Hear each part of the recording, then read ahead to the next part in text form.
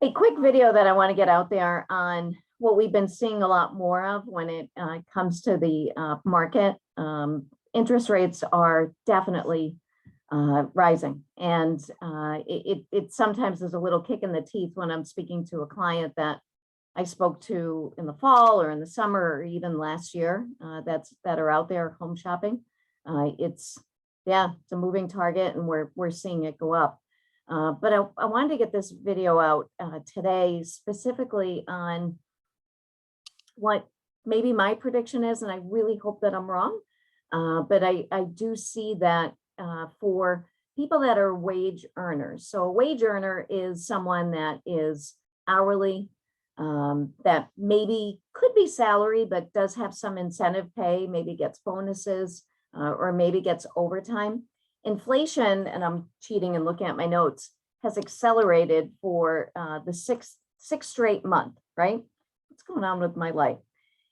We've got higher gas, higher cost of food. We've got a lot of things that are affecting industries, and some companies, a lot of companies, are starting to trim their fat because they realize that their profits are going to go down. And that's the unfortunate thing about business. It's not personal. Companies are out there to make profit, especially if they're publicly traded. They've got to answer to their shareholders on, hey, where are the numbers and how are those projections? Even if it's a privately held company, privately held companies are beginning to trim their fat. A lot of times the people that end up lasting in these type of markets are people that are in sales, people that are 100% commission, not really a lot of overhead with that person. Hey, they produce, they get paid, they're bringing in revenue for the company. So why am I telling you all this? Big reason for this is we're seeing more cash out refinances. I'm doing a transaction that we're closing, I'm not sure. I think it's either tomorrow or next week, where it's a life-changing refinance. We're helping these folks save nearly $2,000 a month, almost like a baby house, in debt payoff. There's no shame in how you got to where you got to. If you are sitting out there with anywhere from 10, 20,000 or more in credit card debt, let's do the comparisons.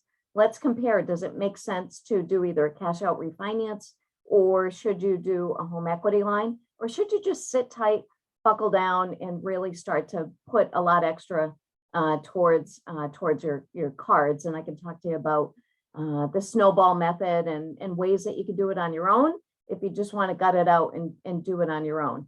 But as equity is still there, and I'm not being a naysayer and saying like, oh my God, the sky's falling. I really hope that I'm wrong and that companies will thrive and that they won't cut overtime. But I'll tell you what this affects is the folks that rely on their overtime, and they rely on their bonuses to take care of the debts that they've accumulated. So these are the folks that I'm reaching out to with this video.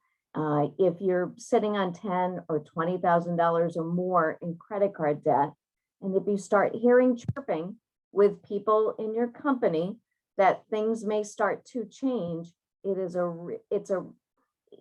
highly likely that they're going to begin to cut overtime or bonuses. So it may be worthwhile to speak to somebody like me or speak to a lender that you trust and compare if you should do a cash out refinance or not, or should just sit tight. Again, I hope I'm totally wrong and things turn around and we don't see this inflation and all the crap that's going on in the world. Not sure, but sometimes you got to take action, get the word out, embarrass yourself again.